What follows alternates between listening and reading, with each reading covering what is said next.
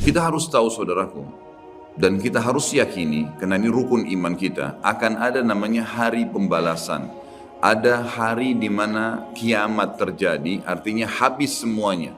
Semua yang kita lihat dan kita tidak lihat di langit, di bumi, di kedalaman lautan, semuanya akan habis. Ada saatnya di mana ajalnya datang, semuanya akan hancur dan terjadilah kiamat. Dan itulah proses pindahnya manusia dan jin kepada alam akhirat, di mana mereka akan hidup abadi di sana dan mereka akan menikmati hasil perbuatannya kalau baik dan mereka akan dihukum kalau hasilnya buruk. Kiamat ini akan terjadi bila diikuti dengan beberapa tanda-tanda sebelumnya, baik tanda-tanda kecil ataupun tanda-tanda besar. Dan pada saat kiamat terjadi nanti dimulai dengan sangkakala sekali, kemudian hancurlah semua di alam semesta ini, kemudian datang sangkakala yang kedua, dan akhirnya dibangkitkanlah seluruh makhluk, kemudian dihisaplah mereka, lalu terjadilah mahsyar, kehidupan yang akan kita laluin. Allahu a'lam berapa lama di sana, menunggu timbangan amal seluruh manusia miliaran jumlahnya dan seluruh jin. Bahkan Ibnu Katsir mengatakan Allah Azza wa Jalla akan menghadiri domba, kenapa dia menanduk domba yang lain. Setelah itu jalanan ditentukan ke surga atau ke neraka dan tidak ada tempat yang ketiga. Kita harus sadar teman-teman sekalian, penentuan masalah hari kemudian nanti, di mana kita akan mendapatkan cuma surga atau neraka, adalah kehidupan kita sekarang. Ini sekarang Anda masih bisa menghembuskan nafas, masih bisa beraktivitas, masih mudah untuk menangkap mana yang boleh dan mana tidak boleh yang diperintahkan oleh Tuhan kita Allah dan aplikasikan dalam kehidupan sehari-hari. Maka ini penentuan nanti di sana bagaimana, dan tidak ada tempat lain, surga atau neraka. Maka jangan nanti tiba di saat terakhir dihisab di hari kemudian baru kita menyesal. Itu keliru. Orang mukmin harus jeli. Ingat teman-teman, Allah memberikan kepada kita akal pikiran dan jernih, bisa berpikir, bisa menangkap, bisa memilah mana baik, mana buruk. Hati kita juga begitu, punya perasaan yang pekah, tahu mana baik, mana buruk, mana yang disukai, mana yang tidak disukai. Semua itu sebenarnya fasilitas yang Allah berikan tanpa harus menunggu hukuman datang baru mau taubat. Orang mukmin jeli, cerdas. Sabda Nabi SAW, al-mu'minu qayyisul fatin. Orang mukmin itu qayyis, cerdas sekali. Fatin itu pekah luar biasa. Jadi mereka tuh tahu kalau mereka buat salah, ini salah nih, ditinggalin. Apapun godaannya, dilawan sama dia karena dia tahu ini haram. Dan dia tahu setiap pelanggaran agama pasti ada konsekuensi hukum. Tidak ada dosa yang dilakukan sekecil apapun tidak ada konsekuensinya. Harus ada. Sekali antum menggibah, jangan heran setelah taubat tiba-tiba kita digibah. Pembersihan dosa yang lama. Dulu pernah kita mengambil, membuat nota palsu, mencuri sesuatu. Jangan heran sekarang kalau beli HP baru jatuh hilang. Itu biasa. Harus ada konsekuensi pembersihannya. Tidak mungkin tidak ada, mustahil. Siapapun itu. Bahkan Nabi SAW sendiri bukan kita karena katakan beliau melakukan dosa karena sudah diampuni. Tapi beliau sendiri mengatakan saya pun diberikan cobaan oleh Allah Subhanahu Wa Taala penyakit yang lebih berat double daripada apa yang diberikan kepada kalian. Apalagi manusia biasa yang penuh dengan dosa seperti kita. Kita akan bahas fase hari kiamat ini teman-teman sekalian dengan tanda-tandanya kecil dan besar. Kemudian kita akan masuk ke fase kiamatnya. Kemudian kita akan masuk ke ada bahasan di pasal ke-11 nanti tentang azab dan nikmat kubur. Kemudian nanti kita akan masuk ke fase mahsyar, kemudian surga dan neraka. Ini memang poin yang akan dibahas secara berentetan tentang masalah ini. Saya tidak tahu yang lalu sudah pernah saya jelasin pasal ini atau belum? Belum ya? Saya akan bacakan pasal ke-10. Beriman kepada hari kemudian, hari pembalasan, hari kebangkitan dan seterusnya. Namanya ada banyak sekali. Seorang muslim beriman, meyakini dengan hatinya, mengikrarkan dengan lisannya, mengaplikasikan dengan anggota tubuhnya, maksudnya dia lakukan ketaatan supaya selamat di akhirat dan menjauhi pelanggaran agar tidak dihukum. Seorang muslim beriman bahwasanya kehidupan dunia ini mempunyai saat-saat di mana ia akan berakhir, pasti tidak ada keraguan di situ, dan mempunyai hari terakhir yang tidak ada hari sesudahnya. Lalu datang kemudian kehidupan berikutnya untuk kehidupan akhirat. Pada saat itu Allah Azza wa Jalla membangkitkan kembali segenap makhluk dan menghimpun mereka semua untuk diadakan perhitungan atau hisab, di mana orang-orang saleh diberi balasan kenikmatan abadi dalam surga, sedangkan orang-orang yang durhaka atau penuh dengan dosa diganjar dengan azab dan siksaan menghinakan di dalam api neraka. Na'udzubika minan nar. Ia juga beriman bahwasanya hari akhirat ini didahului oleh tanda-tanda kiamat seperti munculnya Dajjal, Ya'juj Ma'juj, turunnya Nabi Isa alaihissalam dari langit, keluarnya binatang melata yang dapat berbicara, terbitnya matahari dari tempat terbenamnya sebelah barat, dan tanda-tanda lainnya. Kemudian sangkakala atau trompet raksasa ditiup satu kali untuk kematian dan kebinasaan, lalu tiupan berikutnya untuk kebangkitan dan hidup kembali serta menghadap kepada Rabbul Izzah, Allahu Azza wa Jal. Kemudian penyerahan kitab-kitab catatan amal masing-masing, maka ada yang menerima kitab catatan amalnya dengan tangan kanannya dan pasti dia selamat, dan ada pula yang mengambilnya dengan tangan kirinya yang pasti dia akan celaka. Setelah itu disediakanlah mizan, timbangan amal, dan perhitungan amal atau hisab pun dilaksanakan, lalu jembatan terbentang di atas neraka menuju surga. Dipancangkan hingga berakhirnya proses agung tersebut dengan menetapnya semua penghuni surga di surga dan penghuni neraka di neraka. Iman yang demikian itu diyakini karena dalil-dalil nakli dan akli berikut ini. Jadi ini bukan, sekali lagi saya sering ucapkan di majelis ini teman-teman dan di majelis ilmu saya yang lainnya. Antum hadir di sini, Anda hadir di sini, ini saya bukan datang ceramah sejam 2 jam untuk berdongeng, untuk menyampaikan sebuah kisah yang dikarang-karang. Ini ilmu, wahyu. Sesuatu yang pasti terjadi, tidak ada keraguan di dalamnya. Jadi apapun yang disampaikan itu bukan hanya sekedar untuk didengar telinga kanan keluar telinga kiri. Ini jadi prinsip hidup, memang harus dipegangi.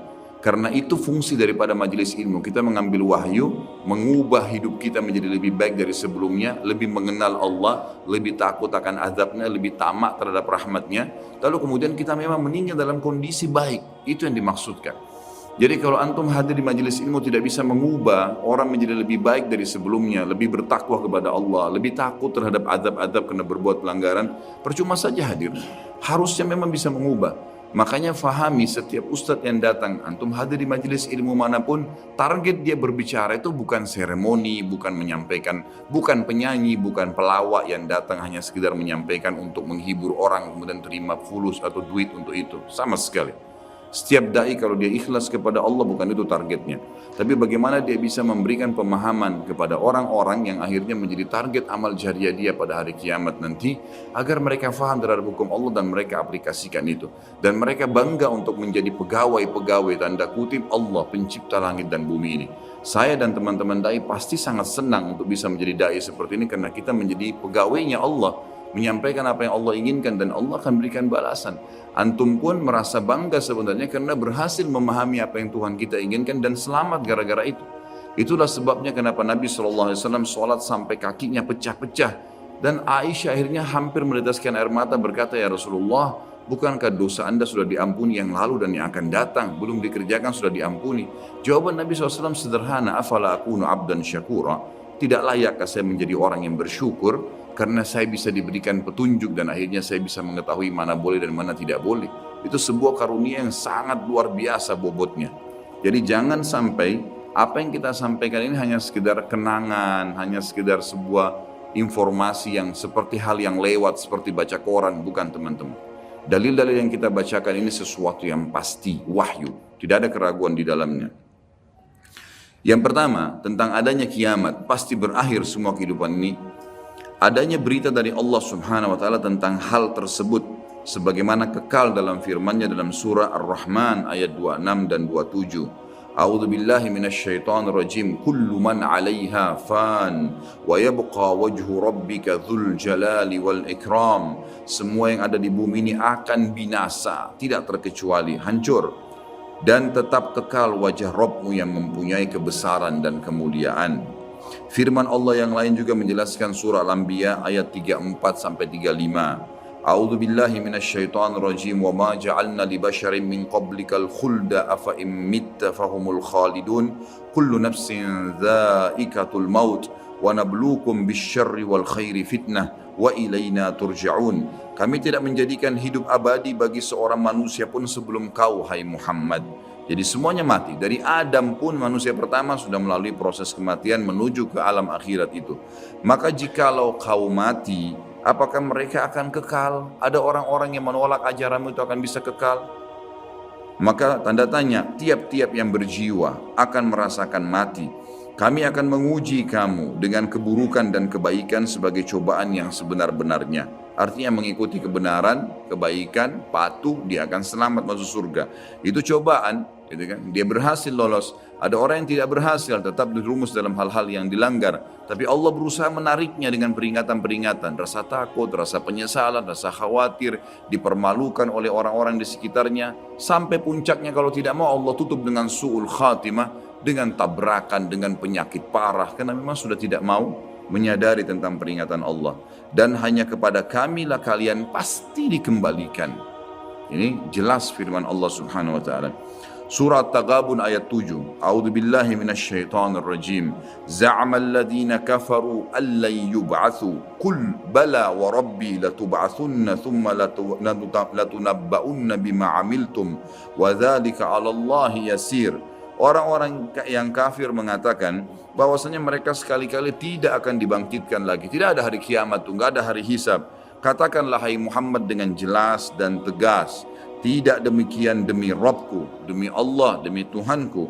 Benar-benar kalian akan dibangkitkan, kemudian akan diberitakan kepada kalian apa yang telah kalian kerjakan. Yang demikian itu adalah mudah bagi Allah. Surah Al-Mutaffifin ayat 4 dan ayat 6, bertubi-tubi ayat Al-Quran menceritakan kepada kita. A'udzu billahi minasyaitonir rajim. Ala yadhunnu ulaika annahum mab'utsun liyaumin 'adzim yauma yaqumun nasu lirabbil alamin.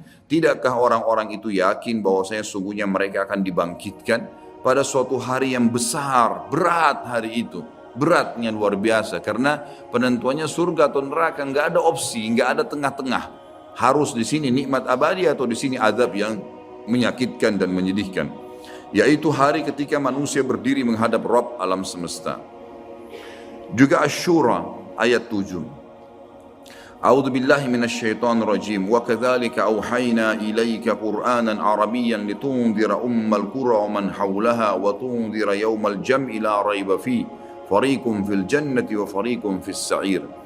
Demikianlah kami wahyukan kepadamu Al-Quran dalam bahasa Arab, hai Muhammad, supaya kamu memberikan peringatan kepada Ummul Qura, penduduk Mekah, dan penduduk negeri-negeri sekelilingnya, seluruh dunia, serta memberi peringatan pula tentang hari berkumpulnya manusia atau hari kiamat yang tidak ada keraguan padanya.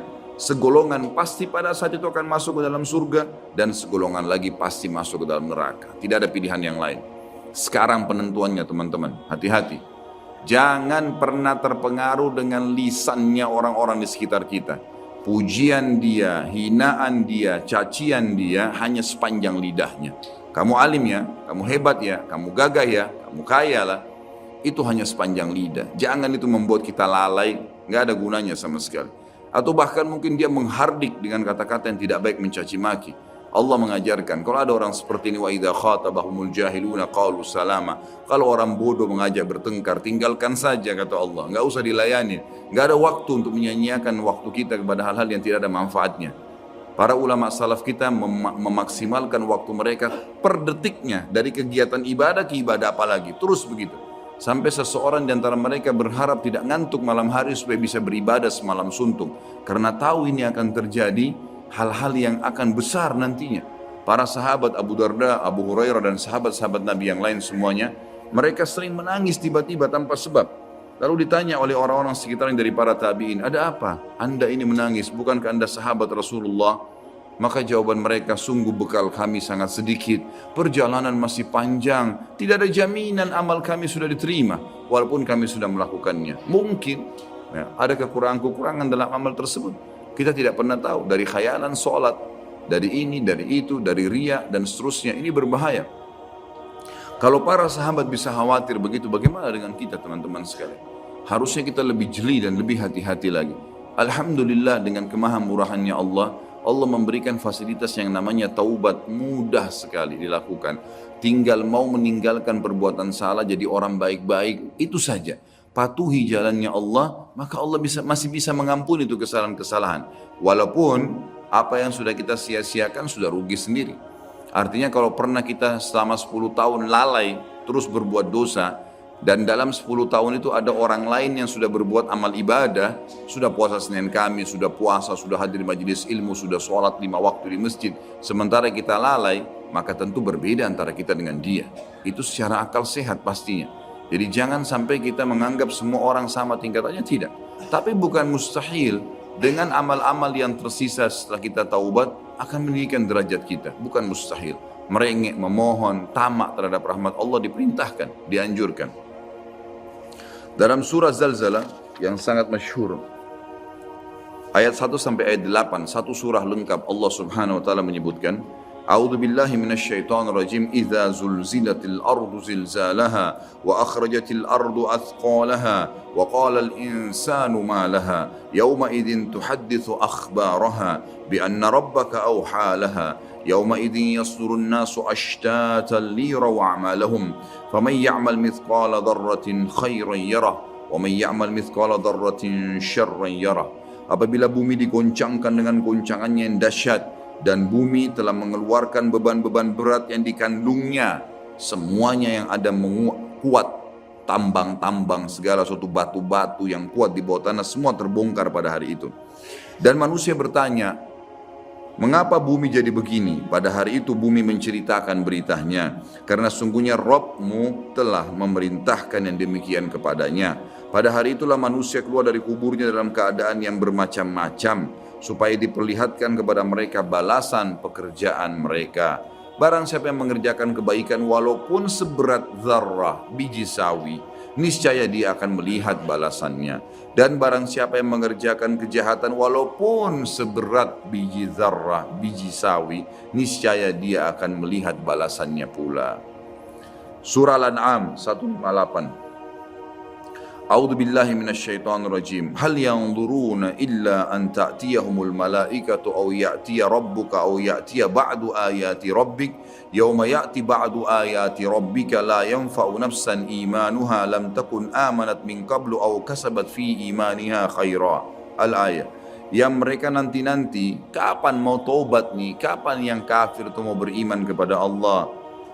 Yang mereka nanti-nanti tidak lain hanyalah kedatangan malaikat kepada mereka untuk mencabut nyawa mereka.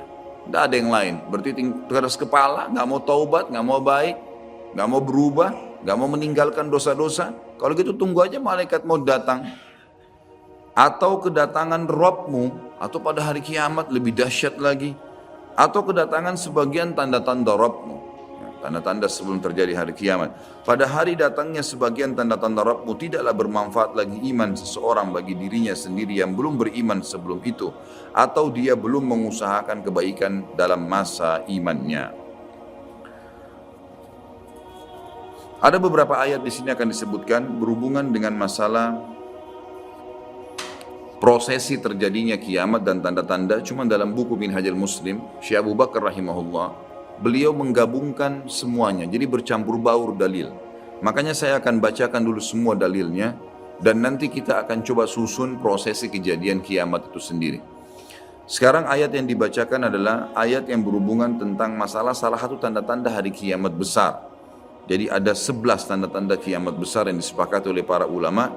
Salah satunya adalah ini.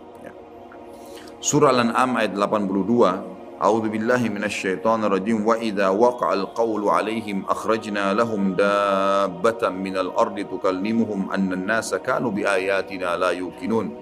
Apabila perkataan telah jatuh atas mereka, kami keluarkan sejenis binatang melata dari bumi yang akan mengatakan kepada mereka bahwa sungguhnya manusia dahulu tidak yakin kepada ayat-ayat kami. Sampai sini saya tahan dulu dan kita akan jelaskan 10 atau 11 tanda-tanda kiamat itu. Bagi teman-teman yang memegang bukunya bisa melihat di halaman 86. Saya akan bacakan hadisnya. Hadis ini riwayat Imam Muslim nomor 2901. Jadi tanda-tanda kiamat itu ada besar ada kecil. Tentu kalau tanda-tanda kiamat kecil banyak sekali. Di antaranya hadis riwayat Muslimnya juga yang berbunyi, kata Nabi SAW, tidak akan terjadi kiamat sampai aku diutus menjadi Nabi. Hitunglah 6 tanda-tanda kiamat, ini kecil. Lahirnya aku, diutusnya aku, dan meninggalnya aku. Berarti sudah ada 3 dan sudah terjadi. Kemudian akan tersebarnya ya, penyakit taun, dan ini sudah terjadi zaman Umar radhiyallahu anhu. Terbebasnya Palestina di zaman Umar radhiyallahu anhu, gitu kan. Kemudian pembebasan negeri Persia terjadi di zaman Umar radhiyallahu anhu. Berkumpul semua itu. Jadi 6 tanda-tanda ini sudah kelihatan semuanya. Tanda-tanda kiamat yang kecil sudah terjadi, ada yang sedang terjadi sekarang dan ada yang belum terjadi.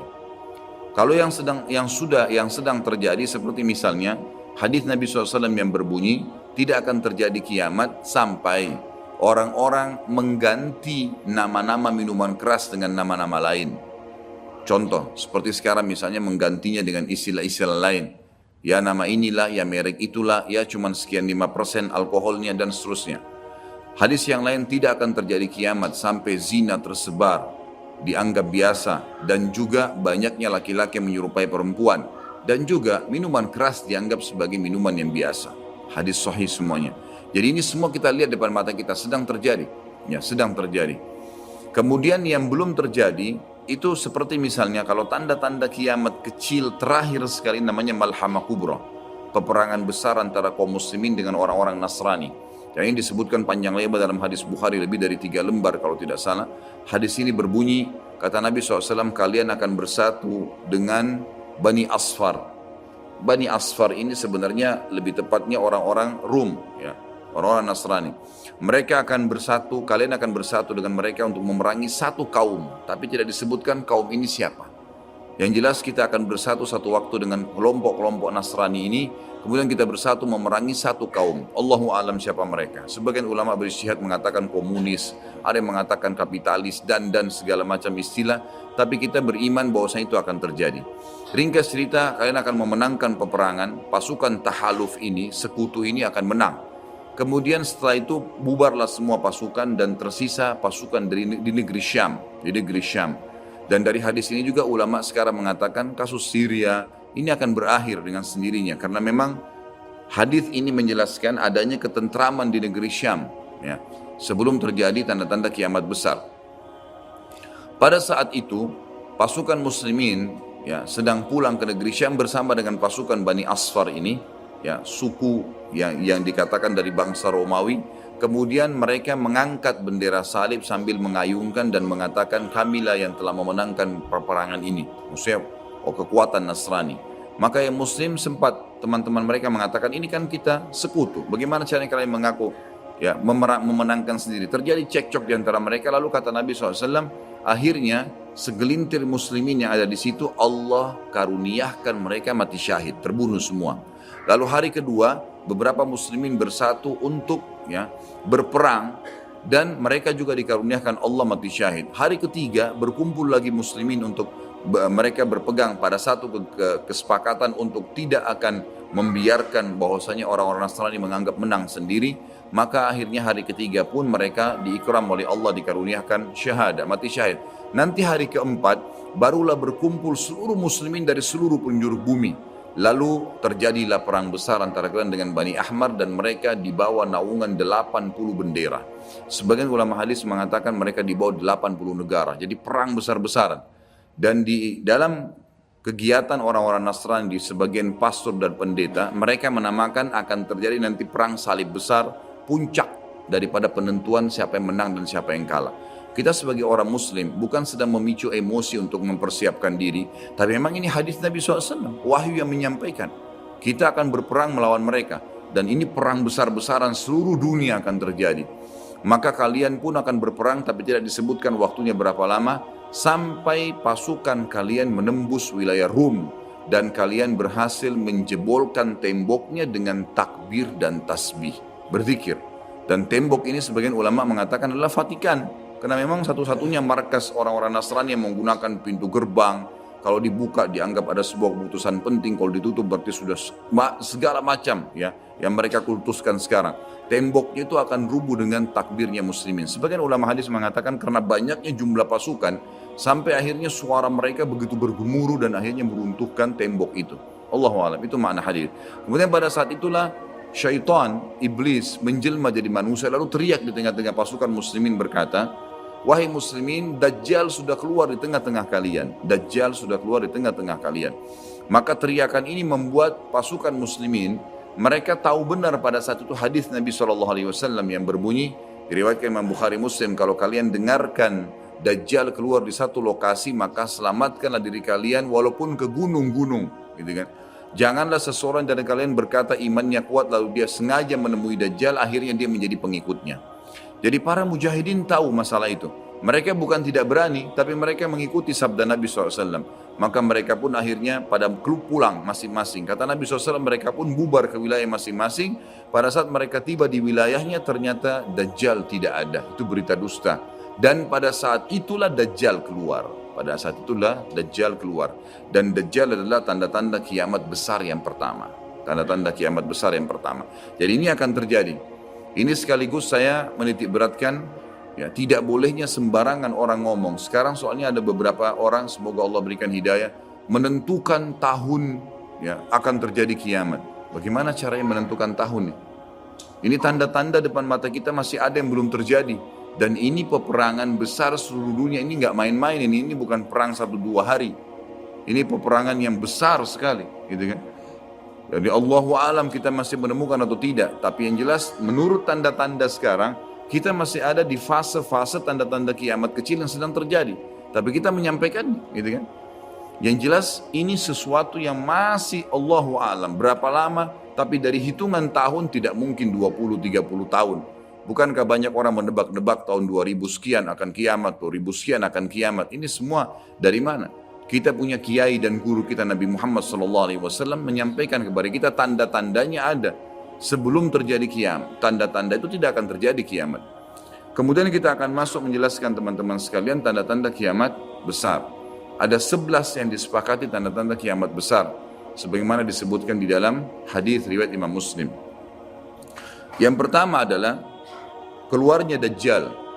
Dan Dajjal ini diambil dari kata-kata Dajjala yang berarti kekacauan. Dan ini digunakan untuk nama seseorang yang memang akan dikeluarkan oleh Allah Azza wa Jal sebagai fitnah bagi kaum muslimin. Makanya kita dalam tahiyat membaca wa'udzubika min fitnatil masiihid dajjal, dan jauhkanlah kami dari fitnahnya Masih Dajjal. Nanti akan saya paparkan panjang lebar. Yang kedua adalah sementara Dajjal membuat kerusakan di muka bumi, maka akan keluar Mahdi. Yang kata Nabi SAW, akan keluar seseorang yang sama namaku, Muhammad bin Abdullah, akan sama paras wajah dan poster tubuhku, sama persis dengan Nabi SAW, alisnya, matanya, kulitnya, dan dari keturunanku, dari kota Madinah. Jadi kan sebagian ulama hadis mengatakan ini kemungkinan dari turunan Hasan radhiyallahu anhu, karena memang sekarang yang banyak di Madinah itu turunan Hasan radhiyallahu anhu. Maka dia akan keluar dan Allah mengubahnya dalam sehari semalam. Kemudian dia keluar dari Madinah ke Mekah lalu dibayat dengan 300 orang, lalu kemudian mereka membentuk pasukan untuk mengejar Dajjal. Kemudian yang ketiga, pada saat itu nanti akan saya jelaskan panjang lebar, ini garis umumnya dulu. Yang ketiga akan turun Nabi Isa alaihissalam. Pada saat pasukan Mahdi sudah sampai di masjid, ya, Menara Putih, dikatakan, dan subhanallah masjid itu kata ulama hadis ada sekarang di Damaskus, di ibu kota Syria. Ada masjid yang disebutkan Menara Putih dan Nabi SAW sebutkan dengan nama Menara Putih. Nanti mereka akan singgah sholat asar situ lalu Isa alaihissalam turun. Kemudian setelah itu, setelah Isa alaihissalam, ya, datang turun kemudian memerangi Dajjal, datang tanda-tanda hari kiamat. Yang keempat adalah Ya'juj wa Ma'juj, dua suku yang dari anak Adam diciptakan oleh Allah Subhanahu wa taala, tapi mereka berbeda dengan kita. Mereka sangat beringas, memakan semuanya, kala jengking, ular, hewan-hewan, jumlahnya banyak. Bahkan seseorang di antara mereka tahu kalau akan mati kalau seandainya sudah memiliki 1000 orang anak. Dan mereka akan membuat kerusakan, membunuh semua yang ditemui. Kafir, beriman, tidak ada urusan. Selain mereka akan dibunuh. Ini ada ciri-cirinya. Ya, ada ciri-ciri yang akan saya sebutkan nanti. Ringkas cerita, mereka akan buat kerusakan dan Allahu a'lam berapa lama di situ. Isa alaihissalam dan kaum mukminin akan sembunyi di gunung-gunung. Dan mereka akan mati bukan dengan peperangan dengan kaum mukminin, tapi dengan doa Isa alaihissalam yang berdoa lalu Allah matikan mereka dengan satu kali mati. Maka semua miliaran orang yang Ya'juj ini mati tiba-tiba. Kemudian Isa alaihissalam pun berdoa kepada Allah agar dihilangkan jenazah mereka, karena seluruh bumi ini dipenuhi dengan jenazah mereka. Sampai disebutkan dalam hadis mereka akan turun di sebuah sungai Tibriyah di wilayah Syam. Mereka minum sungai tersebut, orang terakhir mereka datang sudah nggak temukan lagi ada airnya, saking banyaknya jumlahnya. Dan saya pernah tanyakan ke dosen saya sendiri waktu tingkat 3 kuliah bicara masalah Ya'juj Ma'juj ini, saya bilang, Syekh, apakah ada orang dari kita yang ikut dengan pasukan mereka? Maka syekhnya mengatakan sama sekali tidak ada. Karena kita beranjak daripada hadis Nabi SAW, seseorang yang antara mereka tahu dia akan mati kalau sudah punya 1000 orang anak. Dan mereka akan membunuh semua selain mereka. Jadi ada ciri khasnya sendiri. Kemudian setelah mereka mati pun, Isa AS berdoa, lalu Allah SWT datangkan burung-burung yang besar dari arah barat, yang mencengkram mereka satu-satu, lalu dibuang ke lautan ke arah timur. Kemudian Allah turunkan hujan yang membersihkan kotoran-kotoran mereka. Jadi sudah ada tanda-tanda kiamat pertama Dajjal, nanti akan saya ceritakan ceritanya. Kemudian ada Mahdi keluar dari Madinah, kemudian turunnya Isa alaihissalam, kemudian Ya'juj Ma'juj. Setelah berjalannya waktu, maka akan terjadi orang-orang kufur kembali kepada risalah langit. Setelah pada saat itu Isa alaihissalam sudah meninggal dunia, sudah mulai sebenarnya tentram, orang sudah mengenal Allah, tapi dengan berjalannya waktu manusia mulai lalai, mulai lagi kembali menyembah berhala, mereka lagi berbuat zina, mereka melakukan kekacauan. Maka keluar tanda-tanda kiamat besar yang kelima, yaitu keluarnya dabbah atau hewan melata. Yang hewan melata ini akan keluar dari tanah, berbentuk seperti hewan, tapi dia bisa berbicara dan dia membawa cap yang dia mencap orang beriman dan orang kafir. Setiap kali mereka buat kesalahan, ya diingatkan oleh dabbah ini, kalau kamu sedang lalai dari jalan Allah, kembalilah. Dan itu tadi yang ayat yang kita bacakan surah An-Naml ayat 82. Kemudian setelah itu datang tanda-tanda kiamat yang keenam. Setelah keluarnya dabbah, maka akan terjadi 6, 7, 8 sekaligus tanda-tanda kiamat ini. Yaitu terjadinya longsor besar di wilayah timur Jazirah Arab. Tepatnya wilayah timur itu Irak, Iran, Afghanistan, Rusia, itu wilayah timur Jazirah Arab. Akan terjadi longsor besar yang tidak bisa lagi ditutup. Dan terjadi juga longsor besar, tanda-tanda kiamat yang ketujuh, itu adalah di Jazirah Arab dan juga terjadi di wilayah baratnya Jazirah Arab, yaitu wilayah Afrika. Dan ini juga akan longsor besar, gitu kan. Kemudian terjadilah tanda-tanda kiamat yang selanjutnya, yang ke berapa? 9, keluarnya api dari wilayah Ka'rul Aden namanya, atau wilayah padang pasirnya wilayah Aden. Aden salah satu kota di Yaman, gitu kan. Dan sekarang ini sudah ada diangkat di YouTube, dicuplikan, dan saya pernah lihat sebagian padang pasir wilayah Aden ini yang disebutkan dengan Ka'ril Aden itu memang tidak ada orang yang tinggal situ karena panasnya, gitu kan. Dan ada wilayah padang pasir yang sempat terbelah dan mereka melihat dan diteliti secara ilmiah di bawah itu ada api yang sangat besar. Dan ini sudah disebutkan dalam hadis Nabi Sallallahu Alaihi Wasallam. Kemudian selanjutnya akan terbit matahari dari barat sebagaimana dia biasa terbenam dari situ. Ini ada berapa? 10 ya? Berarti ada satu yang tertinggal ya. Iya, keluarnya asap, maaf. Jadi sebelum terjadinya longsor 6, 7, 8 tadi, yang keenamnya itu adalah kelihatannya kabut. Di seluruh muka bumi ini akan terjadi kabut yang menutupi bumi ini, dan semua dunia ini akan melihat kabut itu dalam beberapa waktu. Inilah 11 tanda-tanda kiamat besar. Baik, kita akan rincikan dengan izin Allah satu persatu. Kalau terjadinya atau keluarnya Dajjal, ini disebutkan dalam banyak hadis, banyak sekali, dan ini yang paling banyak diingatkan. Di antaranya hadis Bukhari yang berbunyi, kata Nabi SAW, tidak ada seorang Nabi pun kecuali sudah mengingatkan kaumnya tentang si buta sebelah kanan. Ya. Jadi memang dia cirinya buta sebelah kanan. Dajjal memiliki ciri khas, rambutnya keriting, kemudian kulitnya mendekati hitam, ya. Jadi sawo matang, badannya kekar, kemudian dahinya lebar, dan orangnya mata kanannya rusak seperti anggur yang sudah rusak. Dan kata Nabi SAW, ingatlah, dia akan mengaku sebagai Tuhan, dan ketahuilah Tuhan kalian Allah tidak buta sementara dia buta. Kemudian orang-orang pada bertanya, ya Rasulullah, bagaimana bisa orang mengikutinya? Kata Nabi SAW, pada saat itu dunia akan ditimpa kelaparan dan Dajjal memiliki bergunung-gunung makanan. Ini bahasa wahyunya begitu. Allahu alam seperti apa, yang jelas dia bergunung-gunung memiliki makanan. Dan dia akan melewati seluruh muka bumi ini, tidak ada satu tempat pun kecuali dia akan lewati, melainkan akan dilewati kecuali Madinah dan Mekah. Itu yang dia tidak bisa masukin. Dajjal akan membuat kerusakan di muka bumi 40 hari. Satu hari pertama seperti setahun, satu hari kedua seperti sebulan, satu hari ketiganya seperti sepekan, dan sisa harinya seperti hari-hari kalian. Berarti setahun, 2 bulan, 2 pekan. Dan ini kemungkinan kata sebagian ulama, dia akan menggunakan teknologi yang ada sekarang. Karena Nabi SAW mengatakan, akan keluar Dajjal dari wilayah Yahudiyah di Khurasan. Wilayah Yahudiyah ini subhanallah, sekarang di Iran ada satu perkampungan namanya Yahudiyah. Diberikan nama itu. Dan mayoritas penduduknya orang Yahudi. Kata Nabi SAW, Dajjal akan keluar dari wilayah Yahudiyah di Khurasan. Khurasan itu Iran. Gitu kan? Dan sekarang ini sudah ada, semua ini ada. Tidak mungkin salah sabda Nabi SAW. Dikatakan akan keluar dan diikuti dengan 70.000 orang Yahudi.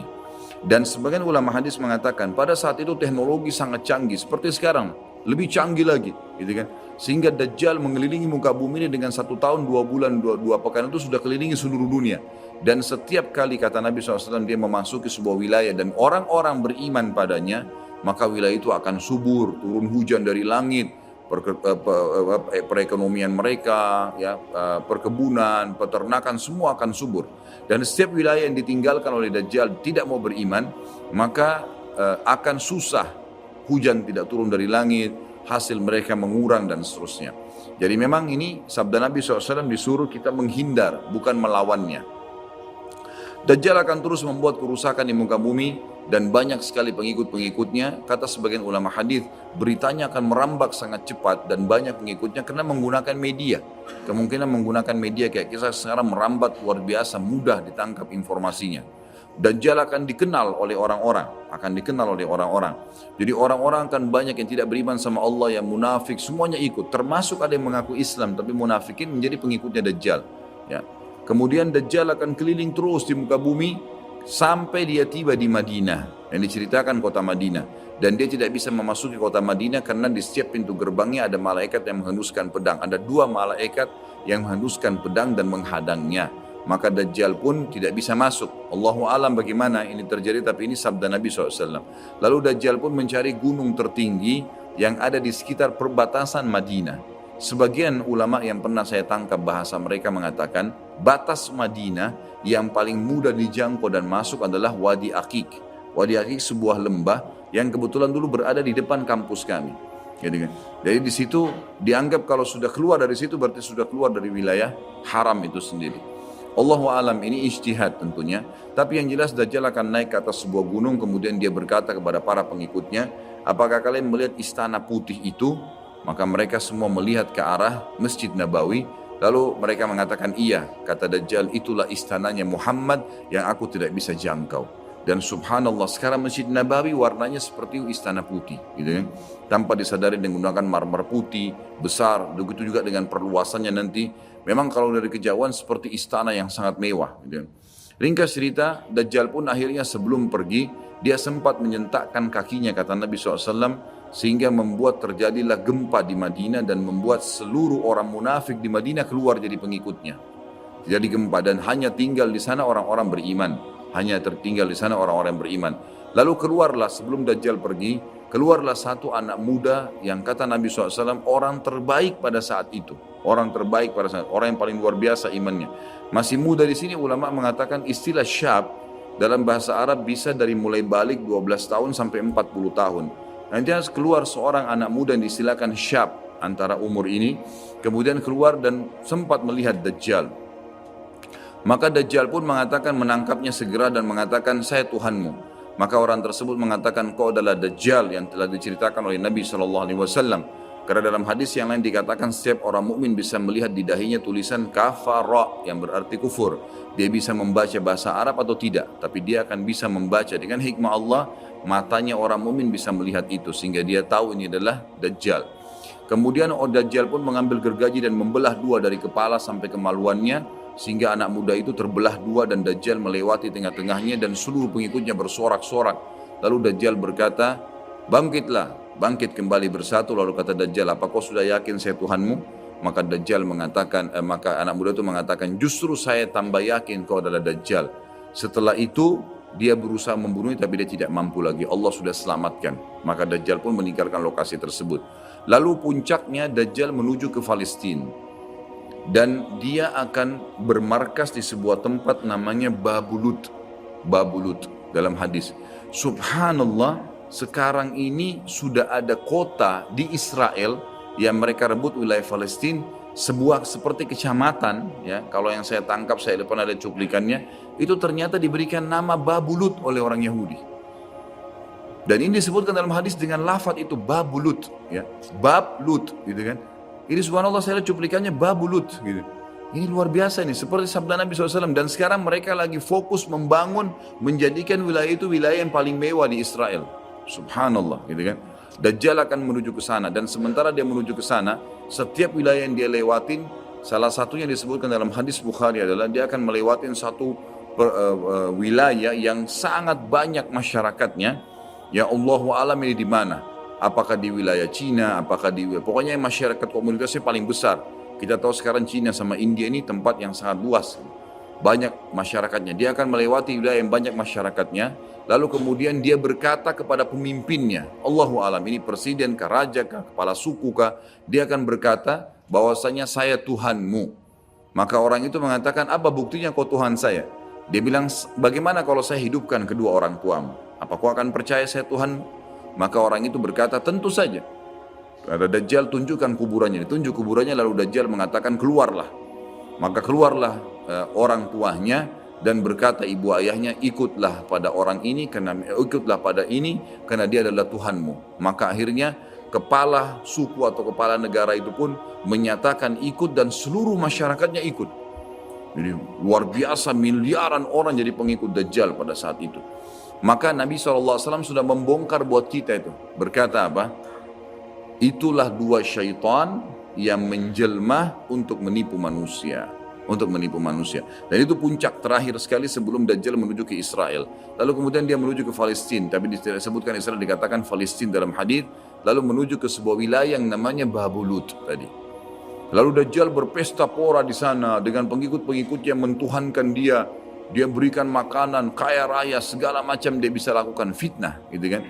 Akhirnya keluarlah pada saat sementara dia berjalan ke Babulut dan tiba di Babulut, keluarlah di Madinah Mahdi. Dan Mahdi ini adalah keturunan Nabi SAW, tadi saya bilang keluar dari Madinah. Kemudian Allah memperbaiki dia dalam sehari semalam. Kata sebagian ulama hadis, Allah berikan petunjuk sehingga dia menjadi baik langsung, gitu kan. Tadinya dia faham agama tapi belum diaplikasikan, sekarang dia langsung Allah SWT ubah menjadi orang yang saleh dalam sehari semalam. Lalu kemudian dia jalan. Ada banyak riwayat yang menyebutkan ciri-cirinya. Di telapak tangannya ada seperti bekas, ya, tanda lahir. Yang jelas yang paling mendasar mirip dengan Nabi SAW. Alisnya seperti busur panah, kulitnya putih, orangnya tinggi, besar, kekar, gitu kan. Dan tadi turunan Nabi SAW namanya Muhammad bin Abdullah. Maka dia pun akhirnya didatangi oleh orang-orang yang pada saat itu sudah tahu tentang keluarnya Dajjal, sudah informasi menyebar. Maka mereka juga sudah tahu ada orang yang akan membentuk pasukan dari Madinah namanya Muhammad bin Abdullah. Lalu mereka carilah keturunan Nabi SAW itu, lalu ditemukan. Lalu mereka mengatakan, engkau lah yang telah ditunjuk oleh Nabi SAW. Maka keluarlah memimpin kami untuk memerangi Dajjal. Dia pun awalnya menolak sampai dia pergi ke Mekah, kata Nabi SAW, lalu diikuti oleh 300 orang masyarakat membaiatnya. Lalu terbentuklah pasukan muslimin yang tidak tahu Allahu alam berapa jumlahnya pada saat itu. Lalu mereka menuju ke Palestina, melewati negeri Palestina, melewati negeri Syria, dan akhirnya mampir di Masjid Darul Baydha tadi, menara putih yang tujuannya untuk mengerjakan sholat asar. Dan pada saat itu terjadilah tanda-tanda kiamat besar ketiga. Isa alaihissalam akan turun. Kata Nabi SAW, Isa alaihissalam akan turun, rambutnya basah, meneteskan air dan memegang dua sayapnya malaikat. Sebagian ulama hadis mengatakan pada saat itu kaum mukminin akan melihat malaikat yang membawa Isa alaihissalam. Kemudian dia turun dan dia masuk. Kemudian kata Nabi SAW, Mahdi adalah satu-satunya orang, ya, salah satu orang yang Nabi sholat jadi makmum di belakangnya. Karena waktu turun Nabi Isa, orang sudah tahu semua ini akan turun, lagi berkumpul gini mau sholat, pas mau iqamah sholat Isa alaihissalam turun. Dan orang-orang sudah mengatakan Isa sudah datang. Jadi informasi pasti, bukan lagi yang diragukan, bukan masih nebak ini Isa atau bukan, mereka sudah tahu. turunnya kelihatan dan mereka masuklah. Lalu kemudian Mahdi mengatakan silakan memimpin hai Nabiullah. Kata Nabi Allah, imam dari diri kalian, dari kalian sendiri, dari kaum muslimin. Maka akhirnya dia pun menjadi imam. Kemudian terbentuklah pasukan tersebut tiba di Babulut. Saya tutup dengan kisah Babulut ini. Pada saat tiba di Babulut, ya, tiba di Palestina, maka Dajjal tidak tahu yang datang ini siapa. Disebarkan berita oleh pengikutnya mengatakan, hai Dajjal, sudah datang pasukan yang ingin memerangi kita. Lalu Dajjal mengatakan, siapa yang berani mengalahkan saya? Siapa yang bisa? Bukakan pintu gerbang, kita tantang. Dia nggak tahu kalau Isa alaihissalam yang datang. Kemudian pada saat dibukakan, Dajjal dengan sombongnya, dia tahu dia tidak mati, gitu kan? Punya kekuatan super yang luar biasa. Begitu dibuka pintu gerbang, dia sengaja nunggu di pintu gerbang untuk menunjukkan, mendemonstrasikan kemampuannya di depan para pengikutnya. Ternyata waktu dibuka pintu gerbang, Isa alaihissalam di depan pasukan muslimin. Dan akhirnya begitu melihat Isa, dia coba melarikan diri dan badannya meleleh seperti melelehnya lilin, gitu kan? Jalan terus meleleh sampai akhirnya Isa alaihissalam mengejarnya sambil mengatakan, wahai musuh Allah, sudah saatnya kau mati. Diletakkan di tanah, ditekan oleh Isa alaihissalam, lalu kemudian ditombak di antara dua matanya dengan tombak emas yang hanya membuat Dajjal mati. Pada saat itu pun Yahudi mengetahui masalah itu sehingga mereka menyebar. Ya, mereka menyebar dan Isa alaihissalam sudah tahu instruksi dari Allah untuk membunuh semua pengikut Dajjal. Maka semua pun pengikut Dajjal dari Yahudi ini menyebar di bawah pohon, di atas batu, dan semuanya akan berbicara mengatakan, hai muslim ini Yahudi, bunuhlah dia. Maka semuanya pun dibunuh oleh kaum muslimin kecuali satu pohon, pohon garkat. Pohon garkat ini pohon yang punya duri dan buahnya pahit. Dulu di kuburan Baqi cukup banyak. Ya, sekarang subhanallah di Israel paling banyak ditanam pohon garkat karena mereka tahu bahwasanya itu tidak akan berbicara untuk menunjukkan siapa mereka. Jadi kebodohan orang Yahudi tahu kebenaran ini tapi mereka tidak beriman. Makanya wajar Ibnu Abbas berkata dalam nama ghairil maghdubi alaihim, bukan orang yang bermuka adalah Dajjal, adalah orang-orang Yahudi karena kebodohannya. Maka pada saat itu pun dibunuhlah semuanya. Dan termasuk kata ulama hadis sebenarnya yang sembunyi di sekitar pohon garkat. Garkat ini tidak bicara, hai muslim ini Yahudi. Tapi orang Islam pada saat itu kata ulama hadis mengetahui kalau ini pohon garkat. Mengetahui kalau ini pohon garkat. Jadi memang sudah punya gambaran. Sehingga walaupun sembunyi di pohon garkat tetap akan dibunuh oleh kaum muslimin. Karena orang-orang Yahudi tidak mengikrarkan syahadat. Mereka walaupun sudah tahu kebenaran, mereka memang tidak mau syahadat. Makanya Nabi SAW mengatakan, jangankan Isa AS, Nabi Muhammad SAW saja di zamannya, kata beliau kalau ada 12 orang dari Yahudi yang mengucapkan syahadat, beriman pada saya, maka seluruh Yahudi akan beriman. Saking sulitnya, 12 orang saya sudah cukup. Tapi pada saat itu pun sama, walaupun dibunuh mereka tidak mau beriman kepada Allah SWT. Ini juga terjadi pada saat terjadi pembunuhan suku Quraidah. Jadi pada saat itu Nabi SAW mengepung mereka, diberikan kesempatan untuk taubat. Mereka tidak mau, akhirnya mereka menganggap kalau dibunuh oleh Nabi SAW, dibunuh oleh kaum muslimin, mereka akan menuju ke surga, gitu kan? Jadi mereka pasrah dengan dibunuh, mereka anggap itu akan menuju ke surga. Dan ini kebodohan, ya, ini kebodohan. Maka pada saat itu selesailah urusan orang-orang Yahudi ini dan Isa alaihissalam akan memimpin di muka bumi selama, ada riwayat mengatakan 7 tahun, ada yang mengatakan 40 tahun. Membuat keadilan dan Isa akan membunuh semua babi, menghancurkan semua salib, dan tidak ada rumah satupun kata Nabi SAW di muka bumi kecuali akan masuk ke dalam Islam, baik dalam keadaan mulia ataupun menolak, terhina. Jadi sudah tidak ada, seluruh muka bumi ini akan jadi Islam pada saat itu. Jadi sampai sini insya Allah bahasan kita akan lanjutkan nanti, pertemuan akan datang, dan silakan kalau ada pertanyaan ditulis di kertas, setelah sholat kita akan bahas. Dan kita akan mulai Ya'juj Ma'juj dan sisa-sisa lainnya nanti kita akan bahas pada pertemuan akan datang. Mungkin begitu. Subhanakallahumma bihamdika asyhadu an la ilaha illa anta astaghfiruka wa atubu ilaik. Wassalamualaikum warahmatullahi wabarakatuh.